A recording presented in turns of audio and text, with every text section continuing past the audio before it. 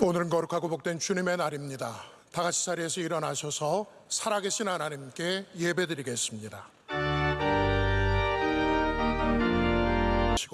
주의 길을 내게 가르치소서. 아멘.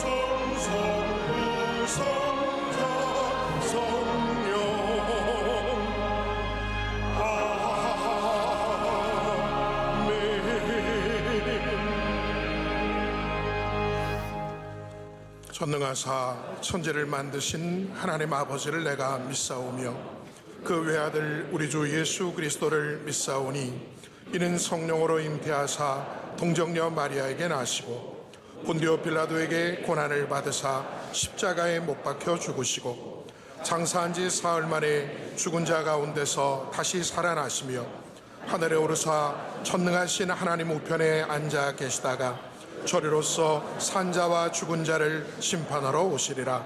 성령을 믿사오며 거룩한 공회와 성도가 서로 교통하는 것과 죄를 사하여 주시는 것과 몸이 다시 사는 것과 영원히 사는 것을 믿사옵나이다. 아멘.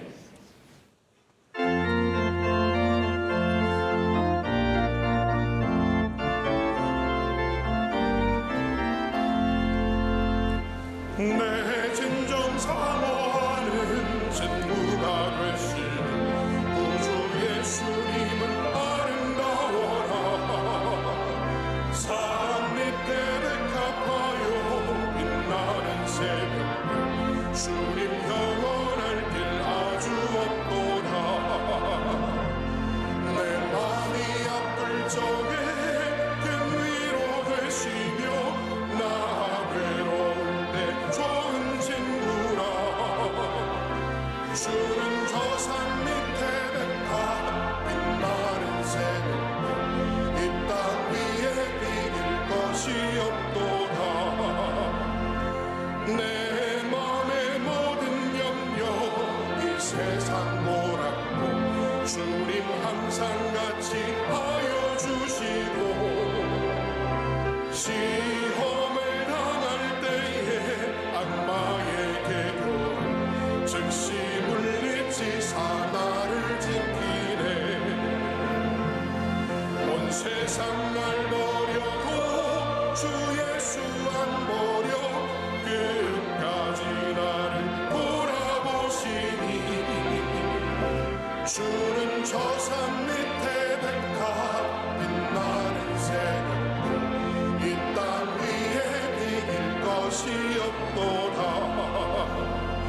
내 맘을 다하여서 주님을 따르면 이 길이 나를 사랑하리니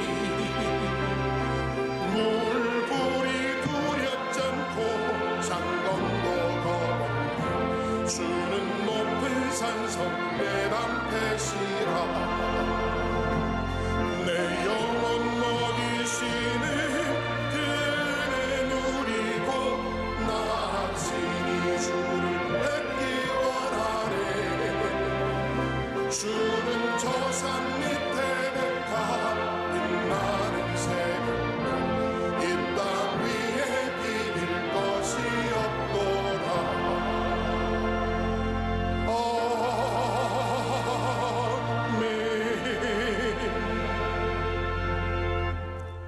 예배를 위하여 조태영 장로님께서 기도하시겠습니다.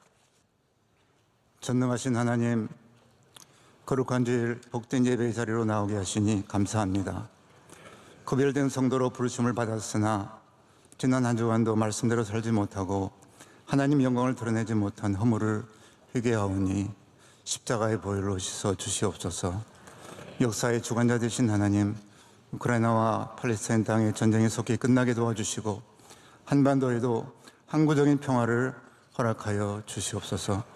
대통령과 의정자들에게는 하나님을 경외하는 마음과 지혜를 주셔서 정의와 공의로 국정을 이끌고 국민을 잘 섬기게 하시고 반목과 대립으로 가득한 이 땅을 주님 고쳐 주시옵소서. 우리 교회를 어려움 속에서도 굳건히 붙들어 주시고 부흥케 하신 주님 감사드립니다. 이제 예배와 선교와 봉사에 더욱 힘쓰는 시대적인 사명을 감당하는 교회 되게 하여 주시옵소서. 교회가 지원하는 국내 선교기관들이 하나님 나라 확장의 도구로 잘 쓰여지게 하시고 세계 각지에 파송된 선교사님들을 지켜 주시옵소서. 7년을 하루같이 40여 년을 눈물의 기도로 선교에 헌신해 오신 원로 목사님 신원을 강건케 하여 주옵소서. 지금도 비전선교와 군선교도 많은 사역을 감당하실 때에 목사님 발걸음 닿는 곳마다 회복과 부흥의 역사 일어나게 하여 주옵소서. 담임 목사님을 성령으로 충만케 하여 주시옵소서. 청년대학부 비전집회에 큰 은혜 주셔서 새벽의 술 같은 젊은이들이 비전을 품고 힘차게 일어나 이 나라의 소망이 되며 우리 교회 부흥의 견인차가 되게 하여 주시옵소서. 오늘도 하나님 말씀 선포하실 때에 물이 바다 덮음같이 구원의 역사와 생명의 능력이 넘쳐나는 시간 되게 하여 주시옵소서. 이 시간 올려드리는 찬양과 예배의 모든 순서를 통하여 하나님 홀로 영광 받으시고 특별히 질병과 여러 어려움으로 고통받고 있는 성도들에게 은혜를 베풀어 주시옵소서. 예수님의 이름으로 기도드립니다. 아멘.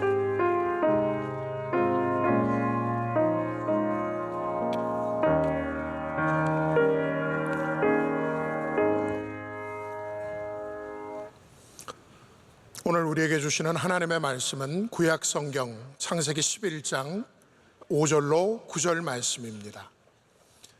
구약 13년에 있는 창세기 11장 5절로 9절 말씀입니다. 이 말씀을 이동원 성수연 집사님께서 봉독해 주시겠습니다.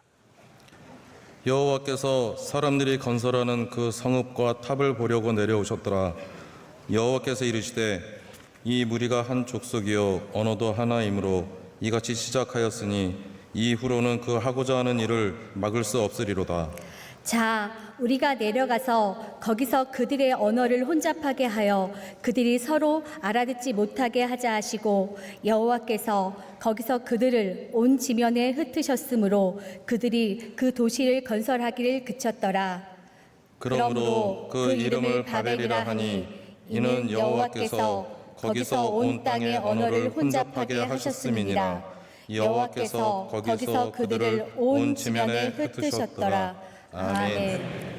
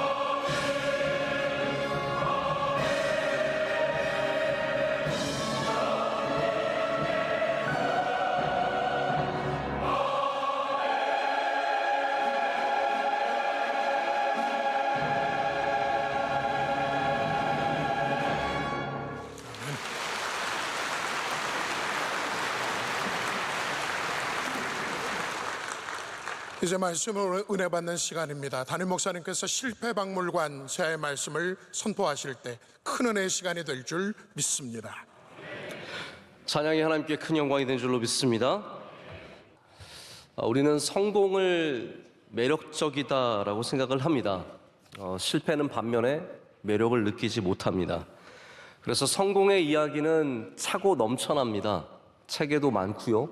다큐멘터리를 보면 성공한 분들의 이야기를 많이 듣게 됩니다.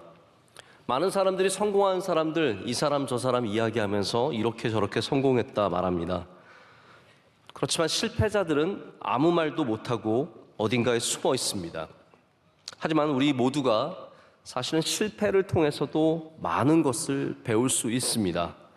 그래서 실패를 그냥 내버리지 말라라고 하는 충고가 있습니다.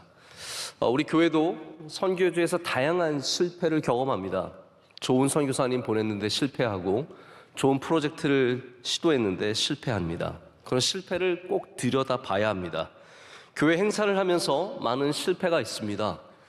시행착오도 있습니다. 이거를 은근슬쩍 성공에 끼워놓고 그냥 넘어가는 것이 아니라 실패를 끄집어내서 들여다봐야 합니다. 아주 독특한 박물관이 있다고 합니다. 심리학 박사인 사무엘 웨스트가 설립한 실패 박물관입니다. Museum of Failure인데 여러 도시를 다니면서 전시회를 갖는다고 합니다. 상하이에서도 한번 열렸고요. 뉴욕에서도 열렸고 현재는 워싱턴 DC에서 전시회를 갖고 있습니다. 이 실패 박물관에는 여러 가지 혁신들과 새로운 상품들을 시도했다가 실패한 시도작들을 전시하고 있습니다. 우리가 보통 전혀 실패할 것 같지 않은 그런 회사들도 많은 실패를 경험했습니다. 코카콜라, 펩시 이런 곳에서 출시한 많은 음료수들이 완전히 망하고 완전히 실패한 것들이 있다고 합니다.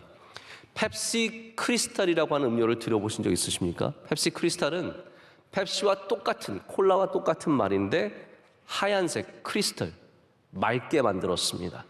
굉장히 매력적으로 느껴지지 않으십니까? 폭망했습니다.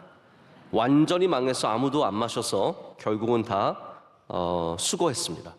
코카콜라는 새로운 맛을 한번 도전해보겠다고 뉴 코카콜라라는 이름으로 출시를 했는데 겨우겨우 연명하다가 2002년에 단종하였습니다.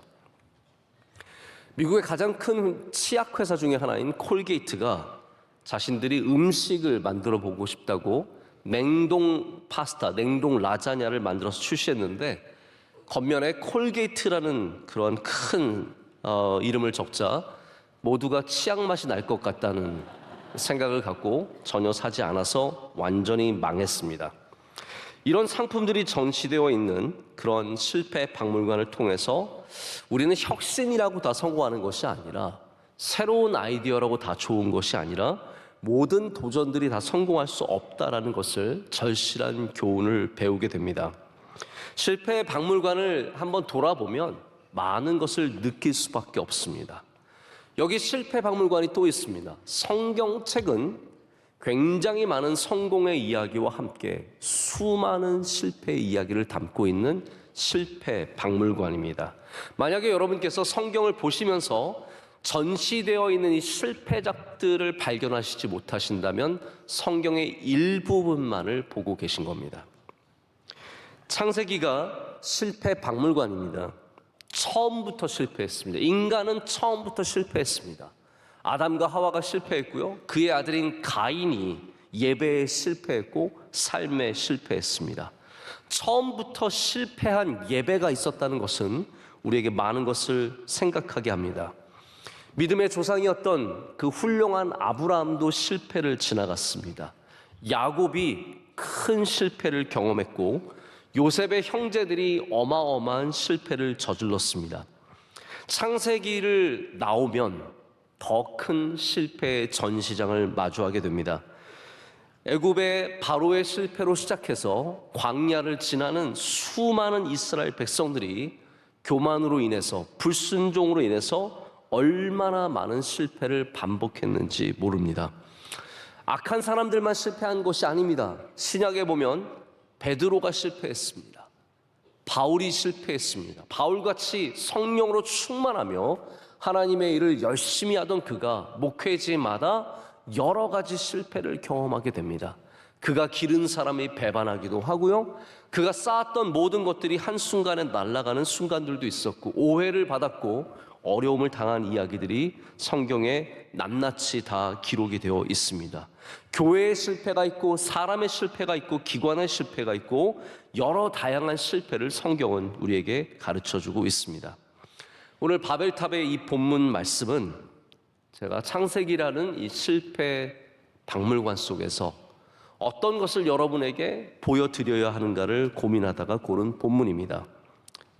특별한 계시가 있어서 이번 주는 바벨탑이다 이런 말씀이 있어서 한 거는 아니고 오직 또 제가 이렇게 대단한 생각이 있어서 한 건 아니고요. 이 본문을 통해서 우리가 이걸 살펴보다 보면 들여보다 보면 반드시 하나님께서 주시는 말씀이 있을 거라는 생각을 갖고 여러분과 함께 그 은혜를 오늘 나누고자 합니다. 바벨탑의 사건을 한번 좀 생각해 보기를 원합니다. 바벨탑 이야기는 노아 홍수 이후의 이야기입니다. 사람들이 늘어났습니다. 인구가 늘어났습니다.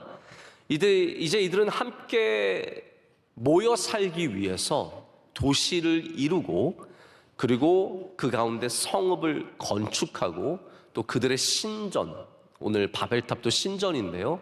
이러한 시설들을 건축하기 시작합니다. 드디어 벽돌을 사람들이 만들기 시작했습니다. 지금도 이집트에 가면 피라미드가 있고 중동에 가면 지구라트라는 것이 있습니다.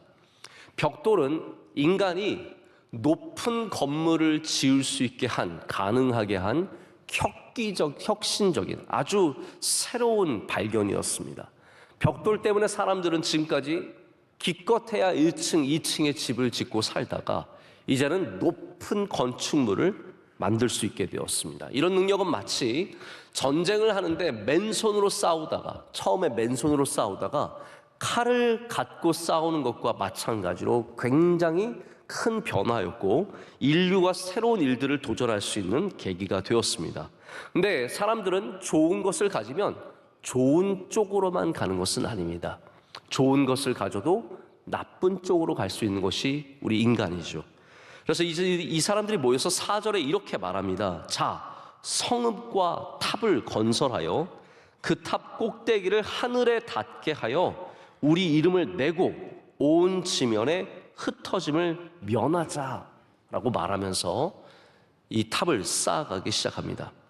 그래서 시날 평지에 도시를 세우고 탑을 쌓았습니다.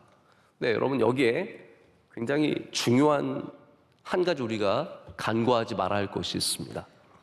하나님께서는 우리 사람을 만드시고 사람이 세상에 충만하게 하시기 위해서 흩어져서 여러 곳에서 살 것을 말씀하셨는데 오늘 말씀을 아까 4절을 보면 흩어짐을 면하자라는 말이 나옵니다. 이 말은 다시 말해서 바벨탑을 짓는 사람들이 하나님의 의도와 하나님이 창조하신 목적에 반해서 하나님의 뜻을 쫓아가지 않고 우리의 원하는 대로 탑을 짓고 살기를 원했던 것을 보여줍니다. 여러분, 하나님께서 뭐 환경운동가처럼 고층 건물 반대하는 운동가가 아니십니다. 우리가 높이 올라가는 게 그냥 싫으신 게 아닙니다.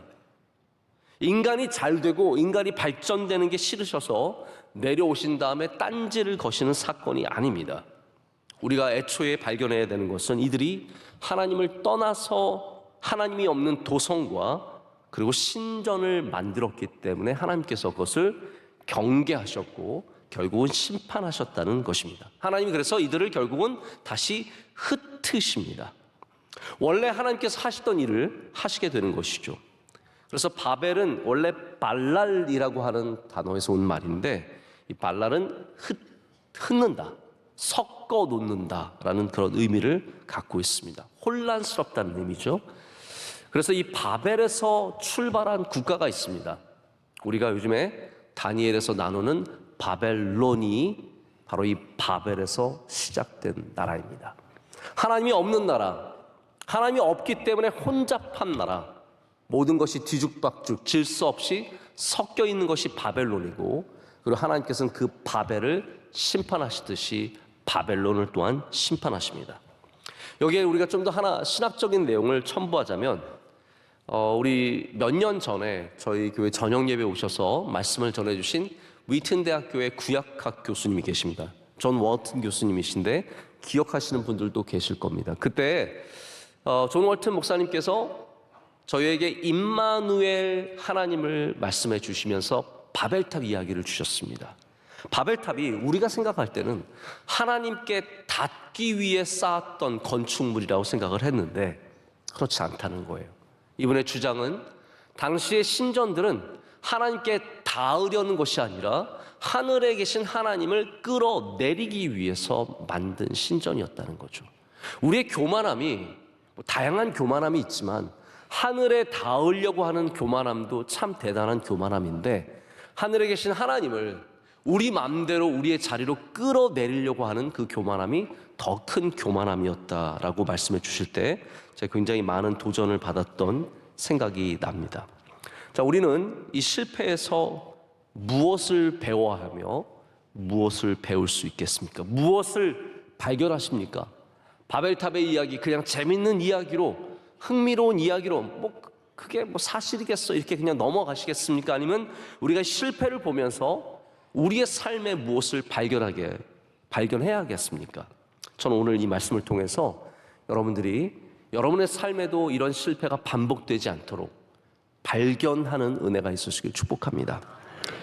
우리는 많은 사람들이 높이 쌓으려다가 결국은 무너진다는 것을 잊지 말아야 합니다. 우리 인생이 자랑하는 모든 것들, 내가 자랑으로 삼는 것들이 결국은 무너진다는 것을 기억해야 합니다. 우리 사람들이 다 자랑을 하는데요, 자랑하는 방식은 다릅니다. 어떤 사람은 좀 되게 드러내서 자랑하지만 어떤 사람은 또 조용히 자랑합니다. 근데 이 모든 것이 사실은 다 자랑입니다. 어떤 중국계 미국인이 코미디언인데 이 자랑하는 거에 대해서 인종별로 다른 것을 얘기하는 걸 제가 보고 굉장히 웃었던 기억이 납니다. 이분이 말하기를 흑인들은 이게 얼마짜린지 얘기하면서 자랑한대요. 그래서 뭐 흑인들이 모이면 야, 나 이 신발 봐. 이거 신발 100만 원짜리야. Wow, man, that's so cool, man. 그러면서 100만 원짜리야 그러면 좋아한대. 목걸이 그 옆에 있는 야, 이거 목걸이 이거 이 블링블링한 거 봐봐. 이거 1000만 원짜리야. 그러면 No way, man. 그러면서 너무너무 부러워하고 이게 다 가격을 말한다는 거예요.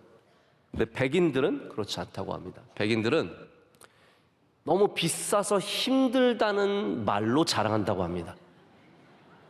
여자들끼리 모여서 얘기하다가 야, 이번에 우리 아들이 사립학교에 갔는데 등록금이 너무 비싸. 너무너무 비싸. 그 말이 뭐예요? 나는 그 돈을 낼 수 있다라는 말이죠.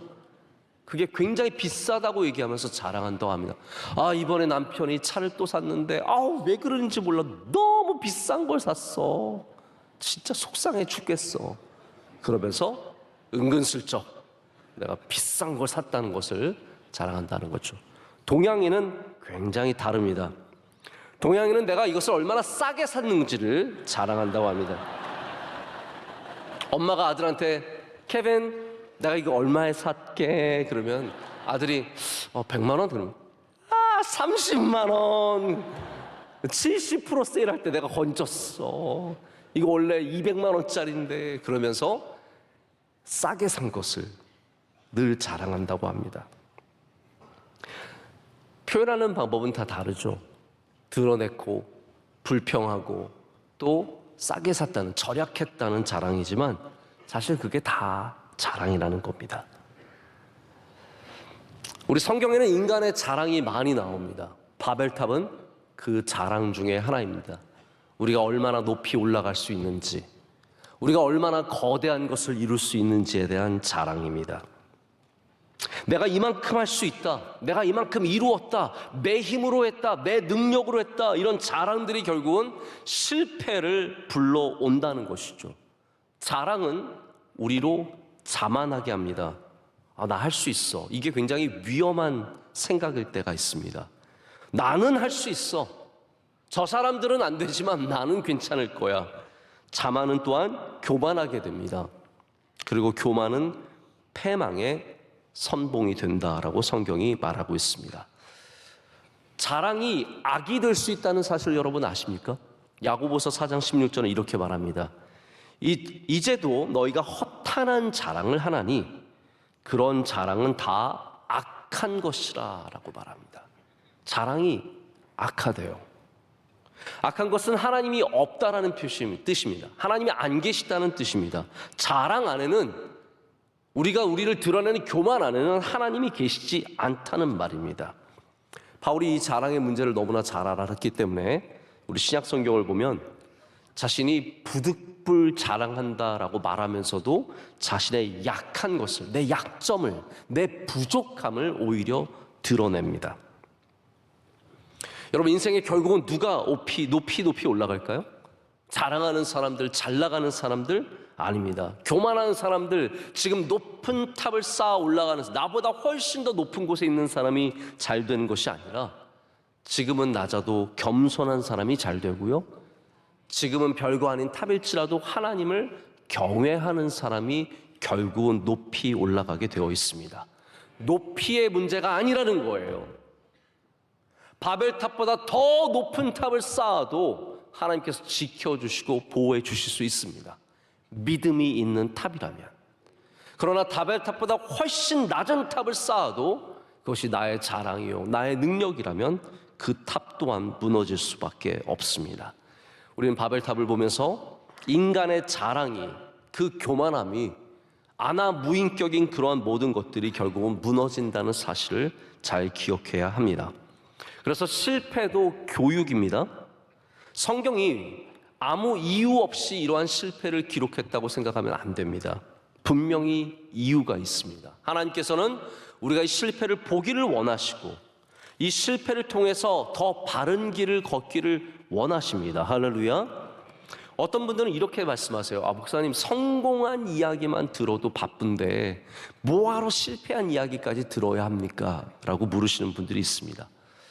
제가 가끔 초긍정인 분들, 부정적인 것은 조금도 원하지 않는 초긍정적인 분들을 만나면서 그분들 가운데 남들도 긍정이 되기를 바라는 분들 만나면 이 긍정에 대한 요구가 폭력처럼 느껴질 때가 있습니다.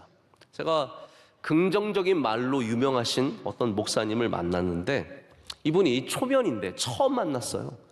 만나자마자 제 모든 것을 뜯어 고치시려고 하더라고요. 말하는 것, 모든 것 하나하나를 말할 때마다 목사님 그렇게 말하면 안 되죠. 저는 근데 그게 그렇게 말씀하시는 것이 긍정인지 부정인지를 오히려 헷갈렸습니다. 저의 모든 것을 뜯어 고치려고 하는 그 시선 자체가 더 부정적인 것이 아닌가라는 생각을 제가 해보게 되었습니다. 여러분, 왜 그런 거 있지 않습니까? 감사를 가르치면서 짜증내는 사람들. 야, 감사 좀 하라니까 좀. 너 감사도 못하니? 감사를 가르치는데 짜증이 가득해요. 뭔가 모순되지 않습니까? 그래서 여러분, 우리가 성공을 좋아해도 성공만 외쳐서는 성공이 아니라 오히려 실패가 되기 쉽습니다. 지나친 긍정주의가 아니라 성경이 실패의 이야기를 담고 있다면 우린 당연히 실패의 이야기를 들어야 한다는 것이죠. 성공의 박물관도 있습니다. 근데 성공의 박물관만 다니면 위험합니다. 왜냐하면 때로는 성공의 이야기가 영광의 대상이신 하나님을 가리고 그 성공의 전시관에 하나님은 안 계시고 사람만 있을 때가 많기 때문입니다. 여러분, 성공 이야기가 중요하죠. 많은 교훈들을 담고 있습니다. 또 성공 이야기를 하면 사람들이 그걸 통해서 용기를 얻고 힘을 얻는 경우도 많습니다. 자, 가끔 유튜브에 올라온 어떤 귀한 이야기들을 들어보면 그 성공의 이야기 아래에 제가 덕분에 실망하는 가운데 지내다가 힘을 냈습니다. 제가 다 포기했었는데 강사님 이야기를 듣고 제가 힘을 냈습니다. 다시 하겠습니다. 이런 내용들이 많이 있습니다. 그러나 여러분, 이걸 아셔야 됩니다. 성공은 따라하기가 굉장히 어렵습니다. 우리가 만약에 위대한 인물의 전기를 읽고 성공한 사업가의 이야기를 읽은 다음에 똑같이 성공할 수 있다면 얼마나 좋겠습니까? 1만 시간의 법칙, 마치 1만 시간을 뭔가를 하면은 다 위대한 사람이 될 것 같은 그런 이야기를 듣고 1만 시간을 해봐도 아무것도 안 되는 사람들이 얼마나 많은데요. 성공은 수학이 아니고 마법이 아닙니다. 비법이 아닙니다. 뭐 이거 넣어서 이거 넣으면 이거 됩니다. 이게 아니라는 거죠. 여러분, 이 세상에 참 요리 쉽게 하시는 분이 있습니다. 백종원 씨라고. 그분은 이거 설탕 넣고요, 뭐 넣고요, 그러면 이거 맛있어요, 그렇게 됩니다. 실제로 따라해 보면 그 비슷한 맛이 납니다. 요리는 어쩌면 특별한 능력이 아니라 그냥 한 숟가락, 두 숟가락 잘 따라하기만 해도 온도 지키고 시간 지키면 그 비슷한 맛이 나올 수 있습니다. 하지만 성공은 절대로 그런 식으로 되는 게 아닙니다. 아침에 일어나면 아침형 인간, 아침에 일어나면 내가 성공할 수 있나 보다. 학원 저는 늘 회사 가기 전에 학원 가면 성공할 수 있나 보다. 사람을 많이 만났습니다. 열심히 했으면 사람 만나면 성공할 수 있나 보다. 그게 아니라는 것이죠. 실제로 내 방식대로 하면 성공할 거야라는 이야기가 얼마나 위험한지 모릅니다. 2차 대각성 운동을 이끌었던 찰스 핀이라고 하는 목회자가 나중에는 미국의 명문대학이죠, 오벌린 대학의 총장으로도 지내셨는데, 이분은 부흥을 경험하면서 너무 자신감이 생겼어요. 생각하기를 뭐 부흥이 뭐가 그렇게 어려워, 이렇게 준비해서 이런 말씀하고 이렇게 하면 부흥이 있어 라고 아예 책을 쓰셨어요. 부흥이라는 책을 써서 너희도 그 부흥을 하라는 거예요. 근데 여러분, 이건 너무나 잘못된 접근을 하는 겁니다. 제가 조심스럽게 말씀을 드리자면 하나님을 이끌어낸다는 면에서 이러한 접근 방식은 바벨탑과 별로 다른 게 없습니다. 내가 하는 방식대로면 교회 부흥할 거야? 그거는 하나님을 이끌어낸다는 말이잖아요. 하나님은 이끌어 오시는 분이 아니라 임재하시는 분이세요.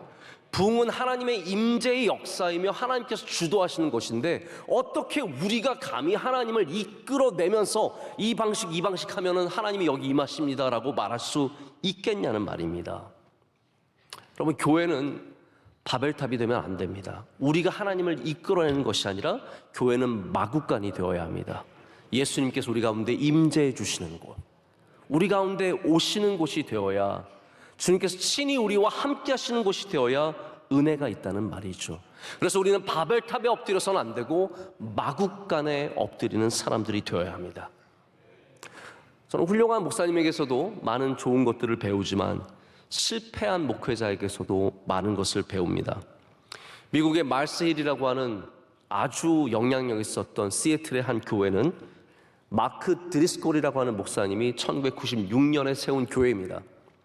미국의 시애틀이라고 하는 지역은 심각하게 세속화되어 있는 곳이기 때문에 교회가 큰 교회가 없습니다. 근데 이 말스힐 교회는 거의 10,000명이 출석하는, 미국에서 10,000명은 우리나라 10만 명과 맞먹는 숫자입니다. 어마어마하게 큰 교회를 세우고 막강한 영향력을 발휘하셨습니다. 하지만 이분이 책을 쓴 다음에 뉴욕타임스 베스트셀러에 올리기 위해서 교회 몰래 어마어마한 비용, 몇백만 불의 비용을 마케팅 비용으로 지불하고 폭력적인 언어로 설교를 하고 독단적이고 폭력적인 리더십으로 교회를 이끌어가면서 결국은 2014년도에 교회 이사회가 마크 드리스콜 목사님을 해임합니다. 그리고 바로 그 다음 해에 이 교회는 우리는 문을 닫겠노라고 선언하고 교회가 해산해버립니다. 저는 이 드리스콜 목사님의 이야기를 보면서 왜 우리가 교만해지면 안 되는지, 왜 우리가 성공이라고 하는 신화에 빠져서 독단적이 되면 안 되는지를, 왜 우리가 함부로 말하고 행동하면 안 된다는 것을 깊이 생각해 보게 됩니다. 바벨탑은 우리에게 바로 그러한 실패의 모델이 됩니다. 바벨탑은 또한 겉으로 화려한 것이 하나님의 영광을 가져오지 못한다는 사실을 기억하게 합니다. 지금도 중동에는 지그라트가 많이 남아 있습니다. 원로 목사님께서 몇 달 전에 이란에 다녀오시면서 바로 이러한 중동의 지그라트를 여러 개 보고 오셨고 사진으로도 찍어 오신 것을 저희가 알고 있습니다. 이 지그라트를 가보면 우리가 생각한 것보다 훨씬 더 큰 규모에 놀랍니다. 그 오래전에 몇 천 년 전에 그러한 거대한 건축물을 사람이 이룰 수 있었는지에 대해서 정말로 경의를 표할 수밖에 없습니다. 이들은 뭐라고 생각했습니까? 이렇게 크고 화려하고 아름다운 신전을 만들어 놓으면 신이 이곳에 당연히 올 거라고 생각했던 것이죠. 여러분, 우리가 하나님을 향해서 갖는 쉬운 오해 중에 하나가 하나님께서 우리가 화려하게 멋지게 크게 하면 그것을 더 기뻐하시고 그 가운데 오실 거라고 하는 생각입니다. 예수님께서 이 땅에 오실 때 마국간을 선택하신 것은 우연이 아닙니다. 전략적이시고 그리고 무엇인가를 말씀하시기 위해서입니다.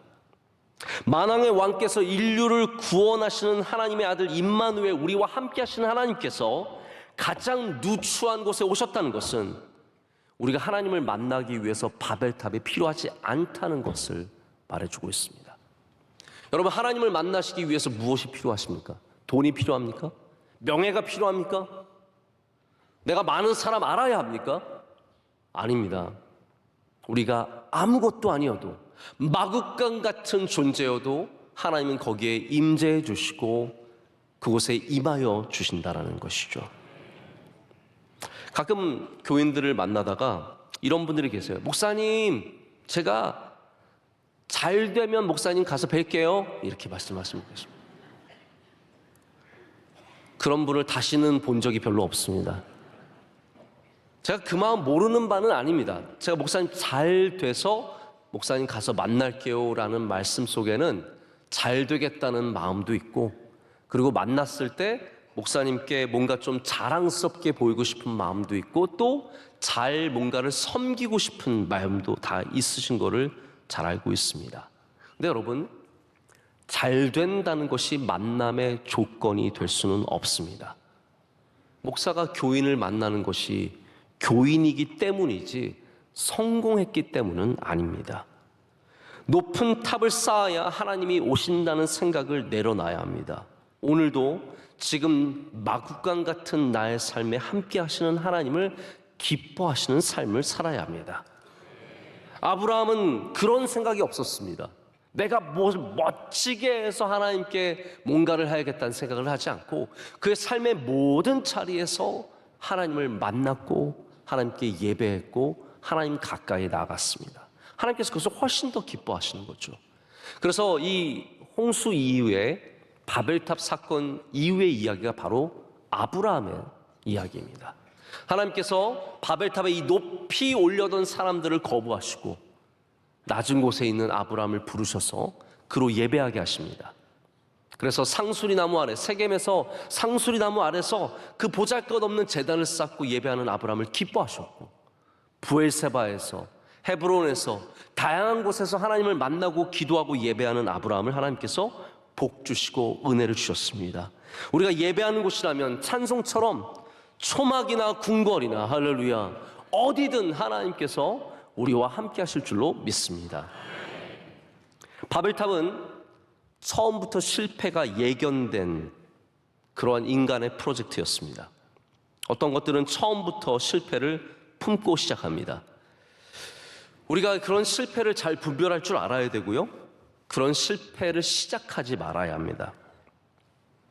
사실 우리가 하는 많은 일들의 실패는 잘 되다가 뭔가 좀 어려움이 있어서 안 되는 실패들입니다. 중요한 부분을 놓쳤습니다. 공부를 열심히 했는데 안타깝게 실패했어요. 열심히 이 일을 준비했는데 마지막에 뭔가 방해를 받아서 실패했어요. 이 계획을 잘 준비해서 여기까지 왔는데 비가 오고 천재지변이 있으면서 어려움이 생겨서 실패했어요. 그런 실패가 있는가 하면 애초부터 그 씨앗부터 그 태생부터 모든 실패를 품고 시작하는 일들이 있습니다. 바벨탑이 바로 그러한 일입니다. 바벨탑은 처음부터 하나님의 뜻과 어긋나 있었습니다. 하나님께서 온 땅에 충만해지기를 원하셨거든요. 하나님께서 여러분 기억해 보십시오. 사람을 만드신 다음에 뭐라고 말씀하셨냐면 너희가 생육하고 번성하라. 이 땅에 충만하라고 말씀하셨습니다. 할렐루야. 그게 우리 인간에게 주신 우리 인간을 향한 하나님의 뜻이에요. 제 미국 친구 목사님은 맨날 만나면 human flourishing이라는 말을 많이 합니다. 인간의 번성함. 그게 하나님의 뜻이기 때문에 하나님의 계획이기 때문에 우리 모든 인간은 번성함을 누려야 한다면서 human flourishing을 많이 얘기합니다. 그렇습니다. 하나님은 우리가 애초에 바로 이렇게 흩어져서 많은 번성함을 이루기를 원하셨는데 바벨탑은 처음부터 하나님의 뜻을 떠나서 그들의 마음대로 세운 도성에서 자신들의 욕망과 자신들의 꿈을 이루는 그러한 탑을 쌓고 올라갔습니다. 우리가 쌓아가는 이 탑이 하나님의 뜻을 떠난 바벨탑이라면 그 바벨탑은 어떠한 탑이 되었든 이미 실패를 예견하는 탑일 수밖에 없습니다. 여러분이 꿈꾸는 번성함이 어떤 종류의 번성함입니까? 하나님을 떠난 번성함입니까? 아니면 예수 그리스도 안에 거하시는 번성함이십니까? 우리의 탑이 무너지지 않는 탑이 되려면 오늘도 예수 그리스도 안에 거하는 주님의 포도나무에 붙어있는 가지의 번성함이 되어야 할 줄로 믿습니다. 그렇지 않으면 우리가 쌓아가는 모든 탑은 이미 실패가 예견되어 있는 탑일 수밖에 없습니다. 말씀을 맺습니다. 실패가 꼭 실패로 끝나는 것은 아니죠. 바벨탑은 실패로 끝났지만 또 성경에는 실패가 실패로 끝나지 않는 이야기들도 담겨 있습니다. 그래서 실패의 이야기와 성공의 이야기는 이어져 있습니다. 실패가 성공이 되는 이야기들이 있기 때문입니다. 대표적인 예가 베드로입니다. 베드로는 사실 좀 인간적으로 부끄러울 것 같습니다. 너무나 부끄러운 이야기들을 성경이 낱낱이 우리에게 드러내고 그것을 실패 전시관에 떡하니 제일 잘 보이는데 딱 붙여놨기 때문입니다. 설레발 치다가 물에 빠진 거, 베드로 역시 베드로야. 주님 제가 물에 들어가서 걷겠습니다. 같이 걸을게요 하다가 쏙 빠져가지고 살려주세요. 제가 시간만 좀 됐으면 멋지게 구현해드리고 싶은데 다 아시는 내용이니까. 베드로 얼마나 부끄럽습니까? 3번 예수님 부인한 거, 저 모릅니다. 절대로 모릅니다. 진짜 모른다니까요. 진짜 모른다고요. 이렇게 했던 베드로가 얼마나 부끄러운 그 모든 것들을 실패 전시관에 다 보여주고 있습니까? 하지만 또한 동시에 우리는 베드로라는 인물을 성공 박물관에서 발견하게 됩니다. 그 사이가 무엇일까요? 이 실패의 이야기와 성공의 이야기의 사이에 있는 것은 단 하나입니다. 예수 그리스도입니다. 예수 그리스도께서 이 실패의 이야기와 성공의 이야기의 사이에 계셨기 때문에 베드로의 실패는 실패로 끝나지 않고 주님의 사랑으로 회복되고 주님의 부르심을 붙잡고 그가 다시 일어서서 주님과 함께 또 주님을 위해서 헌신하는 주님의 종이 됩니다. 여러분의 실패가 실패로 끝나지 않으려면 우리 주 예수 그리스도 앞으로 가셔야 합니다.